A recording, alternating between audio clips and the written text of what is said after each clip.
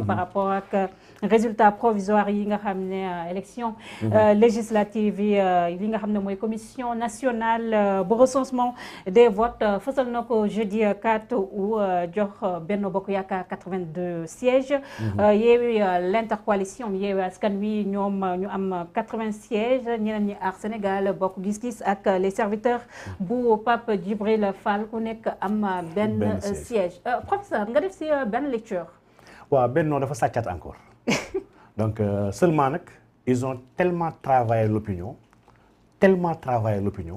ba parti politique yi ils n'ont pas osé taxaw crier au vol njàpp bokk na si sàcc ay PV yu ñëw sans signature di sàcc la il faut tamit ñu pointer du doigt mbir yi xam ne di sàcc la donc l'État dafa sàcc ay population yu gonflé sàcc la ay sièges yi xam ne yu jéem a rawale sàcc la ay kilifa yoo xam ne leen tabb te seen mandat di jeex yëpp ci leewal sàcc gi la bokk maanaam li yëpp Benno dafa sàcc loolu mooy la vérité donc 82 sièges yi bu ñu xoolee ñun dañoo defoon ay gëstu par rapport à ça xamoon nañu Benno mun ñu dépasser 77 sièges mun ñu ko dépasser ils étaient entre 52 sièges ak 77 sièges donc Benno allait sax être réellement en minorité bu fekkoon tout a été fait ba ci tamit y a des imperfections yu am dans l'intercoalition il y a des votes yi nga xam ne ni ñu ko doon toppee ci localités yi ça n'a pas été fait am na ay localités yoo xam ne qui ont été perdues parce que les consignes n'ont pas été réellement respectées am na consignes yu bëri yoo xam ne Wallu devait voter waa Wallu ñu bëggoon Wallu ils devaient voter Yewwi am ñi nga xam ne tamit ils devaient voter Wallu loolu suñu ko respecté woon sax déjà kon nous serions pas dans ce scénario là mais scénario bi comme que c'est un fait et dafa mel ni toute la classe politique semble applaudir ñoom ñëpp kenn ku contesté gisuma gars yi mu metti leen bon il va falloir nous y faire wax dëgg yàlla man dama bokk suñu gëm nag ni le parlement nekkul mooy régler suñu ay problème donc nekkul moo koy régler lii nag suñu expérience nouvelle bi nga xam ne bu am solo la bi nga xam ne le président Macky Sall bu fekkoon personnalité ak jom laa am na ko daa waroon démissionner. Ah bon? Parce que da nga jàpp ne échec Benno Bokk Yaakaar la il n'est plus légitime. Quelqu'un bi nga xam ne def ko élection amoo 50% des sièges quelqu'un bi nga xam ne yaa ngi jóge si 120 et quelques 125 xaw ma nangami sièges nga jóge nga ñëw léegi mënoo am 100 sièges sax mënoo ko am waxuma sax 82 sièges maanaam amoo lu ëpp genn wàll bi amoo majorité yow da nga obligé xool noo corrompre ñenn ñu ñàkk jom ci biir pour mën a am majorité njàpp le président Macky Sall amatul légitimité en réalité il a la légalité nag mais la légalité n'est pas la légitimité li bu fekkoon ku mel ni Léopold Sédar Senghor bu nekk Sénégal day démissionner parce que ko amoon jom la waaw mais Macky malheureusement jom googu amu ko donc aujourd'hui kon ñoom dañoo war une lecture xam ne ils ont été vomis par les Sénégalais gars yi amatuñu mbégte bëggatuñ leen en fait. Est-ce que les prolongements, les élections territoriales, 6 mois après, de 100 et quelques sièges, ils se retrouvent avec 82 sièges yi nga xam ne ñu bëri ñu mel ni yéen jàpp ne carrément amuñ ko sax. soo xoolee les scores de Benno. pour quelqu'un bi xam ne dafay def rek genre un peu de statistique binaire. pour jéem a tabax rek xool de 2012 à maintenant Macky naka lay wàccee day gis Macky 65% la commencé Sénégal. 65% gars yi wax ni mooy le président le mieux élu. ce que je n'acceptais pas man d'accord il a été mieux élu wax dëgg yàlla man dama jàpp sax le mode d'élection n'est pas bon au Sénégal. ndax quelqu'un bi xam ne 1 million et quelque 2 millions de personnes ñoo la voté sur 17 millions sénégalais gëw ma ne am nga majorité yow maanaam ñëpp bëgguñu la. waaye njàpp dafa am tam benn fait bu am ci biir élection yi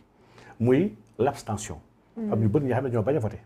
et lii chaque année ma wax ko Sénégal gi chaque année ma wax ne on analyse toujours le résultat. Mais qu'est-ce qui justifie cela, cette forte taux d'abstention? Abstention bi ñaari chose moo koy gën a justifier. dafa am un grand courant bi xam ne ñun on a fait ce travail là pour gëstu leen waxtaan ak ñoom. chaque fois ce n'est pas sans rappeler que je suis responsable d'un parti politique. man maay seen secrétaire général. sa parti mu ngi tudd Rassemblement pour la vérité. ñu bëri ñu noonu la xaar à l'Assemblée, professeur. dañ fa waroon dem nag waaye Macky dafa gis ni nekk assemblée arrangé wu ko moo tax mu fexe tout pour jàpp ma tëj ma xam je le comprends dafa ragal xam Macky nag ci ragal la nekk dafa ragal rek ndeysaan. donc pour dire que on a fait des enquêtes ñun avant ñu taxawal ce parti là. njàpp fi dafa am Sénégal ñu bëri ñi nga xam ne ils se reconnaissent ci wàllu diine. ñun nous avons un parti bi nga xam ne qui se réclame d'essence et d'obédience islamique. donc ñun dañoo gëm ni islam mooy solution boo régler problème Sénégal. Est-ce que loolu du doon handicap on est dans un pays laïque aussi, professeur? Oui, la laïcité et effectivement nous sommes la laïcité du Sénégal. Elle est juste inscrite dans la constitution pour barrer yàlla maanaam laïcité bi pour xeex yàlla kese la. mais la laïcité soo demee ci France sax avec la loi de la séparation 1905 bi nga xam ne moom la ñuy théoriser laïcité. loi boobu sur ces 40 articles sax le mot laïcité nekku ci mais article 2 dafa wax lu am solo dafay la République ne rémunère ne subventionne ni ne salarie aucun culte. laïcité dëgg-dëgg mooy état bi warul subventionné warul rémunérer képp leen lu diine fi Sénégal yow jàpp état dafa lay wala laygul gàmmu yeeg màggal yeeg cérémonie religieuse ka mooy joxe xaalis ka mooy créer CRD di neexal gars yi ka mooy defar ay conteneur ceeb di jox fii religieuses yi c'est l'État. L'État n'est pas laïque dans ce pays. Ce pays-là est un pays de foi, c'est un pays de croyants. La vérité des faits, moi, que on doit réparer cette constitution-là qui ne nous parle pas pour dire que le Sénégal est une république bien composée de croyants musulmans et chrétiens. C'est la vérité. Et laïcité, pour y revenir encore une fois, laïcité, c'est ma am ngëm-ngëm politique bu teguwul ci les classiques, les marxistes, les trotskistes, les libéraux, etc. Je ne suis pas obligé de m'abreuver philosophiquement et idéologiquement ci ay nit yi xam ne bokk maak ñoom benn horizon de pensée donc man fi may puiser ki ma gëm ne mooy sama référence en matière politique muy tudd Oumar Ibn Khattab donc kooku ci école yoon ci Yàlla Muhammad sallallahu alayhi wa sallam jàngee waaye pour revenir sa question pour wax Sénégal fi am ñu bëri ñoo xam ne ñoo gëm ne waruñoo voté maanaam y a plus d'1,5 million ci votants yooyu dañoo gëm ni voté du yoon ndax dañoo jàpp ni ils ont mal compris un message du prophète Muhammad sallallahu alayhi wa sallam qui dit que soo amee ay nit yu xëccoo bu leen kuy laaj bu leen ko jox. Ah bon? ñoom pour ñoom dem ci élection dafa bokk ci laaj kon waruñu leen jox. donc c'est des gens qui méconnaissent un peu fondamentalement seen diine ba lañu jàpp ne élection bokk ci yoon muy benn. ñii c'est des religieux yoo xam ne comprendre ñu jàngaleen ci Yàlla Muhammad sallallahu alayhi wa sallam am ñenn ñi nga xam ne ñoom gisuñu courant bu leen wax ci l'islam wala voté wuñu. ñun on a eu des législatives yi su si demoon amoon nañu ay organisations yu bëri yoo xam ne dañoo nangu woon ànd ak ñun voté. waaye ñoom suñu demul duñu voté ñoom parce que ñoom diine la ñu gëm dañoo gëm ni ku waxalul l'islam ak charia ñoom duñu la jox seen carte donc kon y a un malaise qu'il y a dans ce pays ci ñu bëri ñi nga xam ne ils sont sénégalais et nanguluñu leen une participation à la vie politique du Sénégal parce que seen référence ñoom seen référence ultime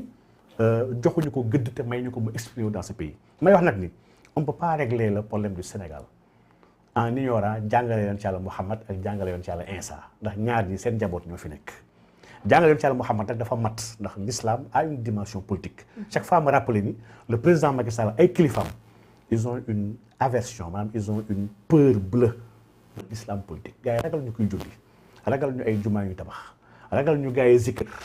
xam lu ñu ragal dëgg-dëgg jàpp mooy ñu bëgg référé wu à l'enseignement du prophète Mohammed sallallahu alayhi wa sallam nga xam ne qui est contre le libéralisme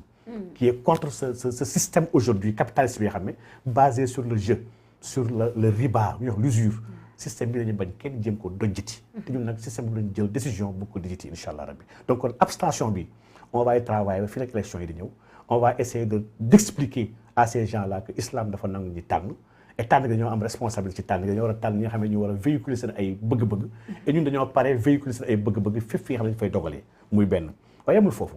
ñaar dafa am ñenn ñi nga xam ne ñoom dañoo taxaw ci dëgg bi ñoom dañoo gis ni politique dañ leen nax ci politique ba ñu gëm ni politique ñëpp ñu koy def dañoo salte wala ñoom bokkuñu duñu voté pour ñoom politique ñëpp a yem dañuy sàcc dañuy fen dañuy tas yaakaar et tamit il sera l'occasion tamit de travailler à les faire comprendre que mais yàlla même suñu loxo yi sax ñëpp yemuñu mun ñoo yem am na naam ñi nga xam ne ñu ngi fen di sàcc àllu askan bi ku mel ni Macky Sall ci la bokk moom waaw mais nekkul ñëpp a mel ni moom te nekkul ñëpp ay def li muy def donc aujourd'hui kon il va falloir travailler dans le Sénégal des profondeurs le Sénégal des oubliés le Sénégal bi nga xam ne ils sont éminemment et intrinsèquement liés à l'histoire de ce pays là ñoom nga xam ne ku mel ni Cheikh Ibrahima Niass ñoom la doon waxal naan Sénégal daa iman dafay des taxta zilli Muhammad dafay des toujours ci roñ keppaaru yoon ci Yàlla Muhammad sallallahu alayhi wa sallam donc comme que Sénégal moom noonu la ko Baye Niass di ko doon bindee mooy vision El Hadj Malick mooy vision Serigne Touba mooy vision Cheikh Omar Fouti nga xam ne moom il était parti sax pour créer un état fédéral ouest-africain bi nga xam ne charia mooy nekk sa base donc kon dafa am Sénégal bi nga xam ne njàpp islam dañuy xaar mu ilif leen ndax dañoo gëm ni yàlla moom suuf moo ko war a ilif Sénégal boobu nag ñun waa RV ñu leen tàllal loxo leen wax ni ñun ñoo ngi ñëw si ñoom incha allah rabbi donc abstention yi man jàpp naa ne xeex ko rek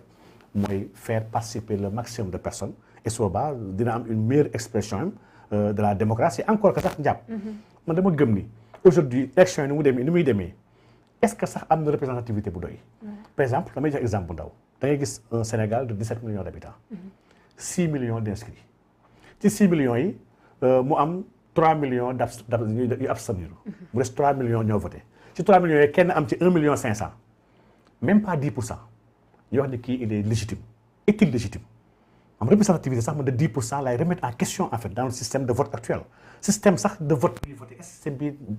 yoon la man bind naa benn téere tuddee ko République privée du Sénégal bi nga xam si biir maa ngi proposé benn système de vote bi nga xam ne différent du vote uninominal à 2 tours bi ñuy def actuellement. bi nga xam système bi il est dépassé, il renseigne et il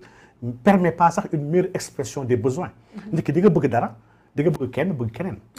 nit ki mën nga sax bëgg am possibilité ordonnée par choix. ne par exemple man soon sama sago supposons ma jox exemple soon sama sago Ousmane Sonko laa bëgg mu nekk président Ousmane Sonko mënul jàll supposons je veux que diw un X laa bëgg mu topp ci. maanaam prise en charge sama ay choix boobu man on me demande pas un choix on me demande ma fàtte sama ay choix pour jël benn nit kese dugal bulletin am. donc il y a beaucoup de choses yu ñu war a waxtaanee jàpp yi nga xam ne jàpp naa ne Sénégal instant yi waxtaanee guñ ko on doit en discuter du mode d'élection bu ñu am du mode de scrutin bu ñu am. De la représentativité bi nga xam ne mooy la représentativité minimale bu justifié que kii war na maa jiite parce que président Macky Sall ba instant mi ak yow man jàpp na il est légitime